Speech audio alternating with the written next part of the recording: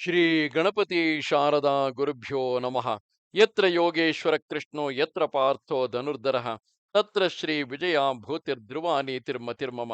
ಶ್ರೋತೃಗಳಿಗೆ ಶ್ರೀ ಅಳಸಿಂಗರಾಚಾರ್ಯ ವಿರಚಿತ ಶ್ರೀ ವ್ಯಾಸ ಮಹರ್ಷಿ ಪ್ರಣೀತ ಶ್ರೀಮನ್ ಮಹಾಭಾರತದ ಶಾಂತಿ ಪರ್ವದಲ್ಲಿ ರಾಜ್ಯಕ್ಕೆ ಅರಸನ ಅವಶ್ಯಕತೆಯನ್ನು ಕುರಿತು ಬೃಹಸ್ಪತಿಯು ವಸುಮನಸ್ಸಿಗೆ ಸೂಚಿಸಿದ ವೃತ್ತಾಂತವನ್ನು ಭೀಷ್ಮನು ಯುಧಿಷ್ಠಿರನಿಗೆ ಹೇಳಿದುದು ಎಂಬ 67ನೆಯ ಅಧ್ಯಾಯಕ್ಕೆ ಸ್ವಾಗತ.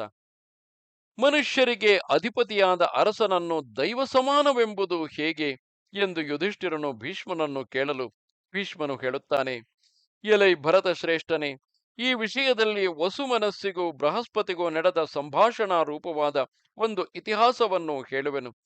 ಹಿಂದೊಮ್ಮೆ ಕೋಸಲ ದೇಶಾಧಿಪತಿಯಾದ ವಸುಮನಸ್ಸು ಇದೇ ವಿಷಯವನ್ನು ಕುರಿತು ಬೃಹಸ್ಪತಿಯನ್ನು ಪ್ರಶ್ನೆ ಮಾಡಿದನು.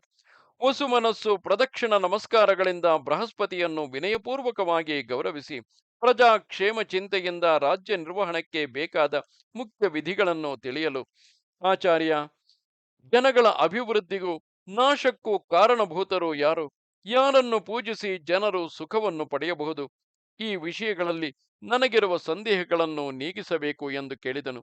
ಆಗ ಬೃಹಸ್ಪತಿಯು ಅರಸನಲ್ಲಿ ಇರಬೇಕಾದ ಗೌರವವನ್ನು, ದಂಡ ನೀತಿಗನುಸಾರವಾಗಿ ರಾಜ್ಯಾಭಿವೃದ್ಧಿಗೆ ಬೇಕಾದ ಉಪಕರಣಗಳನ್ನು ಹೇಳತೊಡಗಿದನು. ರಾಜೇಂದ್ರ, ಲೋಕದಲ್ಲಿ ಧರ್ಮ ರಕ್ಷೆಗೆ ರಾಜನೇ ಕಾರಣವೆಂದು ಹೇಳಬಹುದು. ಅರಸನಲ್ಲಿರುವ ಭಯಭಕ್ತಿಗಳಿಂದಲೇ ಪ್ರಜೆಗಳು ಒಬ್ಬರಿಗೊಬ್ಬರು ಕಿತ್ತು ತಿನ್ನದೆ ಸುಖದಿಂದ ಇರುವರು. ಪರರ ಐಶ್ವರ್ಯದಲ್ಲಿಯೇ ಕಣ್ಣುಳ್ಳ ಲೋಕವನ್ನು ಅರಸನು ಧರ್ಮದ ಕಟ್ಟುಪಾಡಿನಲ್ಲಿರಿಸಿ ಉತ್ತಮ ಸ್ಥಿತಿಗೆ ತಂದು ತಾನು ಪ್ರಕಾಶಕ್ಕೆ ಬರುವನು. ಸೂರ್ಯ ಚಂದ್ರರಿಲ್ಲದಿದ್ದಾಗ ಪ್ರಜೆಗಳು ಒಬ್ಬರನ್ನೊಬ್ಬರು ನೋಡಲಾರದೆ ಕಗ್ಗತ್ತಲೆಯಲ್ಲಿ ಕಳವಳಿಸುವಂತೆಯೂ, ಅಲ್ಪ ಜಲದಲ್ಲಿ ಒಂದನ್ನೊಂದು ತಿಂದು ಬಿಡುವ ಮೀನುಗಳಂತೆಯೂ, ಆಕಾಶದಲ್ಲಿ ಪಕ್ಷಿಗಳು ಸ್ವೇಚ್ಛೆಯಾಗಿ ಒಂದಕ್ಕೊಂದು ಬಡಿದಾಡಿ ನಾಶ ಹೊಂದುವಂತೆಯೂ, ಗೋಪಾಲನಿಲ್ಲದ ಹಸುವಿನ ಮಂದೆಯಂತೆಯೂ, ರಾಜನಿಲ್ಲದ ರಾಜ್ಯದಲ್ಲಿ ಪ್ರಜೆಗಳು ಮಾತ್ಸರ್ಯದಿಂದ ಹೊಡೆದಾಡಿ ಸಾಯುವರು. ಬಲಶಾಲಿಗಳು ಬಲಹೀನರ ದ್ರವ್ಯಗಳನ್ನು ಅಪಹರಿಸುವರು. ಆಗ ಅಡ್ಡ ಬಂದವರನ್ನು ಕೊಲ್ಲುವುದಕ್ಕೂ ಹಿಂಜರಿಯರು. ರಾಜನ ರಕ್ಷಣವಿಲ್ಲದಿದ್ದರೆ ಹೆಂಡಿರು, ಮಕ್ಕಳು, ಹಣ ಮೊದಲಾದವೆಲ್ಲ ಸಿಕ್ಕಿದವರ ಪಾಲಾಗಿ ಲೋಕದಲ್ಲಿ ನನ್ನದು ತನ್ನದು ಎಂಬ ಭಾವನೆಯೇ ಇಲ್ಲದಂತಾಗುವುದು. ಕಳ್ಳತನವು ಹೆಚ್ಚುವುದು. ರಾಜನಿಲ್ಲದ ಪ್ರದೇಶದಲ್ಲಿ ವಸ್ತ್ರಾಭರಣ, ವಾಹನ, ರತ್ನಗಳನ್ನೆಲ್ಲ ಪಾಪಿಗಳು ಅಪಹರಿಸುವರು. ಧರ್ಮಶೀಲರಾದವರು ಧರ್ಮವನ್ನು ನಡೆಸುವುದಕ್ಕೂ ಆಸ್ಪದವಿಲ್ಲದಂತೆ ನಾನಾ ಮುಖವಾಗಿ ವಿವಿಧ ಆಯುಧಗಳಿಂದ ಪೀಡಿಸಲ್ಪಡುವರು. ಅರಸನಿಲ್ಲದಿದ್ದರೆ ಮಾತಾಪಿತೃಗಳು, ಹಿರಿಯರು, ಆಚಾರ್ಯರು, ಅತಿಥಿಗಳು ಗುರುಗಳೆಂಬ ಗೌರವವೆಲ್ಲ ತಪ್ಪಿ ಅವರನ್ನೆಲ್ಲ ಇತರರು ಹೊಡೆದು ಬಡಿದು ಹಿಂಸಿಸುವರು. ಲೋಕವೆಲ್ಲ ಚೋರಮಯವಾಗುವುದು. ಅಂತಹ ದೇಶಗಳಲ್ಲಿ ಹಣವಿದ್ದವರಿಗೆ ಅನೇಕ ಕಷ್ಟಗಳು, ನಿರ್ಬಂಧವು, ಕೊಲೆಯು ಹೆಚ್ಚುವುದು. ಯಾರಿಗೂ ತನ್ನದು ಎಂಬ ಸ್ವಾತಂತ್ರ್ಯವೇ ಇರದು. ರಾಜನಿಲ್ಲದ ರಾಜ್ಯಕ್ಕೆ ಹಲವು ವಿಧದಲ್ಲಿ ಹಾನಿಯೊದಗುವುದು. ಪ್ರಜೆಗಳು ಅಕಾಲ ಮರಣವನ್ನು ಹೊಂದುವರು. ಅರಸನಿಲ್ಲದ ದೇಶಗಳಲ್ಲಿ ವ್ಯಾಪಾರವು, ಕೃಷಿಯೂ ನಡೆಯುವುದಿಲ್ಲ. ಅಂತಹ ಸ್ಥಳಗಳಲ್ಲಿ ವ್ಯಭಿಚಾರವು ದೋಷವೆನಿಸುವುದಿಲ್ಲ. ವೇದವು, ಧರ್ಮವು ಮುಳುಗಿ ಹೋಗುವವು. ರಾಜನಿಲ್ಲದಿದ್ದರೆ ಭೂರಿ ದಕ್ಷಿಣೆಯುಳ್ಳ ಯಾಗಗಳು ಶಾಸ್ತ್ರೋಕ್ತವಾಗಿ ನಡೆಯಲಾರವು. ವಿವಾಹಗಳಿಲ್ಲ, ಗೋಷ್ಠಿಗಳೂ ಇಲ್ಲ. ರಾಜನಿಲ್ಲದಿದ್ದರೆ ಎತ್ತುಗಳು ಹಸುಗಳಲ್ಲಿ ಸೇರವು. ಹಾಲು, ತುಪ್ಪ ಇವೊಂದು ಲಭಿಸದು. ಪಶುಪಾಲಕರ ಸುಳಿವೇ ಇಲ್ಲದಂತಾಗುವುದು. ರಾಜನಿಲ್ಲದ ರಾಜ್ಯದಲ್ಲಿ ಪ್ರಜೆಗಳು ಸದಾ ಭಯಗ್ರಸ್ತರಾಗಿ ಕಳವಳಗೊಂಡು ಕಳೆಗೆಟ್ಟು ಹಾಹಾಕಾರದಿಂದ ಮೊರೆಯಿಡುವರು. ವರ್ಷಾವಧಿಯಾಗಿ ನಡೆಯುವ ಯಾಗಗಳೆಲ್ಲ ರಾಜನಿಲ್ಲದಿದ್ದಾಗ ದುಷ್ಟ ಭಯದಿಂದ ನಿಂತು ಹೋಗುವವು. ಉತ್ತಮ ದಕ್ಷಿಣೆಗಳು ಇಲ್ಲದಂತಾಗುವುದು. ಅರಸನಿಲ್ಲದಿದ್ದರೆ ತಪಸ್ವಿಗಳು, ಬ್ರಾಹ್ಮಣರು ವಿದ್ಯಾಭ್ಯಾಸದಲ್ಲಿಯೂ ವ್ರತಗಳಲ್ಲಿಯೂ ನೆಲೆಗೊಂಡಿರಲು ಸಾಧ್ಯವಿಲ್ಲ. ವ್ರತ ದೀಕ್ಷೆಯನ್ನು ಸಹಿಸಲಾಗುವುದಿಲ್ಲ. ರಾಜನಿಲ್ಲದಿದ್ದರೆ ಪ್ರಜೆಗಳು ಮೋಹಾಂಧರಾಗಿ ಧರ್ಮವನ್ನು ಅಲಕ್ಷ್ಯ ಮಾಡುವರು. ನಿರ್ಭಯವಾಗಿ ಪರರ ಸ್ವತ್ತನ್ನು ಅಪಹರಿಸುವರು. ರಾಜನಿಲ್ಲದ ಪ್ರಜೆಗಳ ಐಶ್ವರ್ಯವೆಲ್ಲವೂ ಕಳ್ಳರ ಪಾಲಾಗುವುದು. ಪ್ರಜೆಗಳಿಗೆ ಯಾವ ವಿಧದಲ್ಲಿಯೂ ಸುಖವಿಲ್ಲ. ಎಲ್ಲರೂ ಭಯಪೀಡಿತರಾಗಿ ರಾಜ್ಯವನ್ನು ಬಿಟ್ಟು ಓಡಿ ಹೋಗುವರು. ರಾಜನಿಲ್ಲದಿದ್ದರೆ ಜನರು ನೀತಿಯನ್ನು ಮರೆತು ಸ್ವೇಚ್ಛೆಯಾಗಿ ದಾರಿ ತಪ್ಪಿ ನಡೆಯುವರು. ಜಾತಿ ಸಾಂಕರ್ಯ ಉಂಟಾಗುವುದಲ್ಲದೆ ರಾಜ್ಯವು ದುರ್ಭಿಕ್ಷದಿಂದ ಕ್ಷೀಣಿಸುವುದು. ಹಾಗಿಲ್ಲದೆ ರಾಜ್ಯಕ್ಕೆ ರಾಜನೊಬ್ಬನಿದ್ದರೆ ಪ್ರಜೆಗಳು ನಿರ್ಭಯವಾಗಿ ಬಾಗಿಲನ್ನು ತೆರೆದಿಟ್ಟು ಸುಖದಿಂದ ಮಲಗುವರು.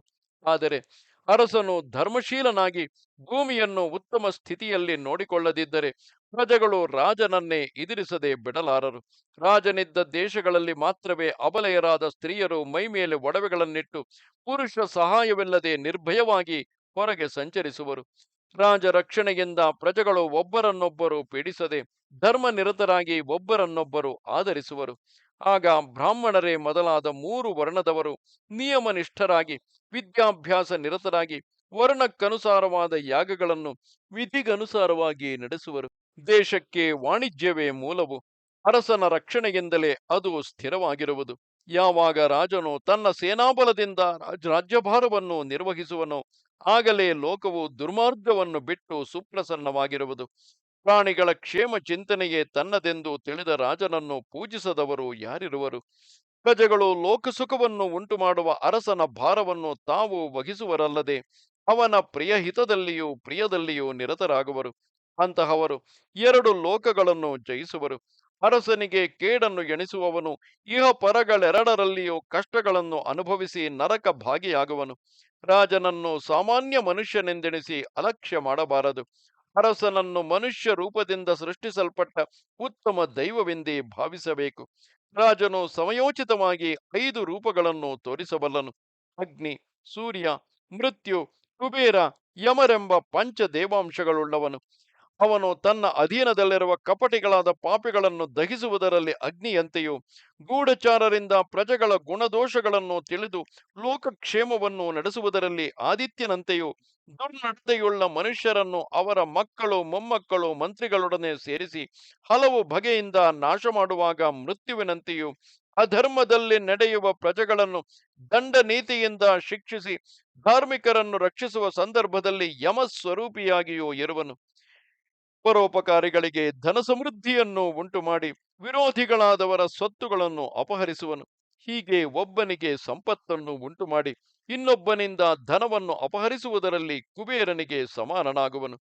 ಧರ್ಮಾಪೇಕ್ಷೆಯುಳ್ಳ ಮನುಷ್ಯನು ಕ್ರೂರ ಸ್ವಭಾವದಿಂದ ರಾಜದ್ರೋಹಿಯಾಗಬಾರದು. ಅಂತಹವನ ಮಕ್ಕಳು, ಹಿತೈಷಿಗಳು, ಒಡಹುಟ್ಟಿದವರು, ಮಿತ್ರರು ಎಂದಿಗೂ ಸುಖವನ್ನು ಹೊಂದಲಾರರು. ಬಿರುಗಾಳಿಯಲ್ಲಿ ಅಗ್ನಿ ಜ್ವಾಲೆಗೆ ಸಿಕ್ಕಿದ ವಸ್ತ್ರವಾದರೂ ಅಲ್ಪ ಸ್ವಲ್ಪ ಉಳಿಯಬಹುದು. ಆದರೆ ರಾಜನ ಕೋಪಾಗ್ನಿಗೆ ಸಿಕ್ಕಿದವನು ಯಾವ ವಿಧದಿಂದಲೂ ಬದುಕಿರಲಾರನು. ಮನುಷ್ಯನು ರಾಜಾಧೀನದಲ್ಲಿರುವ ಯಾವುದನ್ನು ಅಪೇಕ್ಷಿಸಬಾರದು. ರಾಜನ ಐಶ್ವರ್ಯವನ್ನು ಮೃತ್ಯು ಸಮಾನವೆಂದೆಣಿಸಿ ಭಯದಿಂದ ಹಿಂಜರಿಯಬೇಕು. ಮೃಗವು ಯಂತ್ರದ ಬಲೆಯನ್ನು ಮುಟ್ಟಿದ ಮಾತ್ರಕ್ಕೆ ಅದರಲ್ಲಿ ಸಿಕ್ಕಿ ಸಾಯುವಂತೆ ರಾಜದ್ರವ್ಯವನ್ನು ಮುಟ್ಟಿದವನು ಆ ಕ್ಷಣವೇ ಕೊಲೆಗೀಡಾಗುವನು. ಬುದ್ಧಿವಂತರು ರಾಜದ್ರವ್ಯವನ್ನು ತಮ್ಮ ದ್ರವ್ಯದಂತೆ ಎಚ್ಚರದಿಂದ ಕಾಪಾಡಬೇಕು. ಹಾಗಿಲ್ಲದೆ ರಾಜದ್ರವ್ಯದಲ್ಲಿ ಕಣ್ಣುಳ್ಳವನು ಎಂದೆಂದಿಗೂ ಘೋರ ನರಕಕ್ಕೆ ಗುರಿಯಾಗುವನು. ರಾಜನೆಂದು, ಭೋಜನೆಂದು, ವಿರಾಟ್ನೆಂದು, ಸುರಾಟ್ನೆಂದು, ಕ್ಷತ್ರಿಯನೆಂದು, ಭೂಪತಿಯೆಂದು, ನರಪತಿಯೆಂದು ಕೀರ್ತಿಸಲ್ಪಡುವ ಶ್ರೇಷ್ಠನಾದ ಅರಸನನ್ನು ಪೂಜಿಸದವರು ಯಾರು? ಆದುದರಿಂದ ರಾಜ ಸಾನ್ನಿಧ್ಯದಲ್ಲಿ ನೆಲೆಯಾಗಿ ನಿಲ್ಲಬೇಕೆಂಬ ಮನುಷ್ಯನು ಮನಸ್ಸನ್ನು, ಇಂದ್ರಿಯಗಳನ್ನು ಅಡಗಿಸಿ ಬುದ್ಧಿವಂತನಾಗಿ, ಧೀರನಾಗಿ, ಸಮರ್ಥನಾಗಿರಬೇಕು. ಅಂತಹವನೇ ರಾಜಸೇವೆಯಲ್ಲಿರಬೇಕು. ಹೀಗೆ ಬುದ್ಧಿಶಾಲಿಯಾಗಿ, ಕೃತಜ್ಞನಾಗಿ, ಅಲ್ಪ ಬುದ್ಧಿಯಿಲ್ಲದೆ ದೃಢ ಭಕ್ತಿಯುಳ್ಳವನಾಗಿ, ಜಿತೇಂದ್ರಿಯನೆನಿಸಿ ಧರ್ಮವನ್ನು ಬಿಡದೆ ತನಗೆ ಬೆಂಬಲವಾಗಿರುವ ಮಂತ್ರಿಯನ್ನು ರಾಜನು ಚೆನ್ನಾಗಿ ಆದರಿಸಬೇಕು.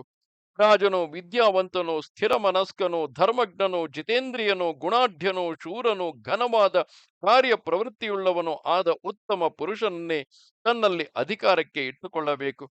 ರಾಜನು ಒಬ್ಬ ಮನುಷ್ಯನನ್ನು ಮಹಾ ಸಮರ್ಥನನ್ನಾಗಿ ಮಾಡಬಲ್ಲನು. ಒಬ್ಬನನ್ನು ಮೇಲೇರಿಸಿ ದೊಡ್ಡವನನ್ನಾಗಿ ಮಾಡಬಲ್ಲನು.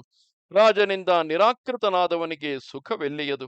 ರಾಜನು ತಾನು ಮೆಚ್ಚಿದವನನ್ನು ಸುಖಿಯನ್ನಾಗಿ ಮಾಡುವನು. ರಾಜನೇ ಪ್ರಜೆಗಳಿಗೆ ಪ್ರಧಾನ ಶರೀರವು, ಪ್ರಜೆಗಳು ಹಾಗೆಯೇ ರಾಜನಿಗೆ ಮುಖ್ಯ ಶರೀರವು. ರಾಜನಿಲ್ಲದುದು ದೇಶವಲ್ಲ, ದೇಶವಿಲ್ಲದವನು ರಾಜನಲ್ಲ. ಪ್ರಜೆಗಳಿಗೆ ರಾಜನೇ ಹೃದಯವು, ರಾಜನೇ ಉತ್ತಮ ಗತಿ. ಅವನಿಂದಲೇ ಪ್ರಜೆಗಳಿಗೆ ಪ್ರತಿಷ್ಠೆ, ಅವನಿಂದಲೇ ಸುಖವು. ರಾಜೇಂದ್ರ, ರಾಜನನ್ನು ಭಯಭಕ್ತಿಗಳಿಂದ ಅನುಸರಿಸುವವರು ಇಹಪರಗಳೆರಡನ್ನು ಜಯಿಸುವರು. ಹಾಗೆಯೇ ಸತ್ಯದಿಂದಲೂ ತಪಸ್ಸಿನಿಂದಲೂ ಸೌಹಾರ್ದದಿಂದಲೂ ಭೂಮಿಯನ್ನು ಪಾಲಿಸಿ ಮಹಾಯಾಗಗಳನ್ನು ನಡೆಸಿದ ರಾಜನು ಲೋಕ ಪ್ರಖ್ಯಾತನಾಗಿ ಸ್ವರ್ಗದಲ್ಲಿ ಶಾಶ್ವತ ಪದವಿಯನ್ನು ಹೊಂದುವನು ಎಂದನು. ಹೀಗೆ ಅಂಗೀರಸ್ಸೆಂಬ ಮುನಿಯಿಂದ ಉಪದೇಶವನ್ನು ಹೊಂದಿದ ಮೇಲೆ ಕೋಸಲಾಧಿಪತಿಯು ಮಹಾವೀರ್ಯಶಾಲಿಯಾಗಿ ಉತ್ತಮ ಧರ್ಮದಿಂದ ರಾಜ್ಯಾಧಿಕಾರವನ್ನು ನಡೆಸಿದನು ಎಂದನು. ಇದು 67ನೆಯ ಅಧ್ಯಾಯವು. ನಮಸ್ತೆ ಶಾರದೆ ದೇವಿ, ಕಾಶ್ಮೀರ ಪುರವಾಸಿನಿ, ತ್ವಾಮಹಂ ಪ್ರಾರ್ಥಯೇ ನಿತ್ಯಂ, ವಿದ್ಯಾದಾನಂಚ ದೇಹಿಮೆ. ನಮಸ್ಕಾರ.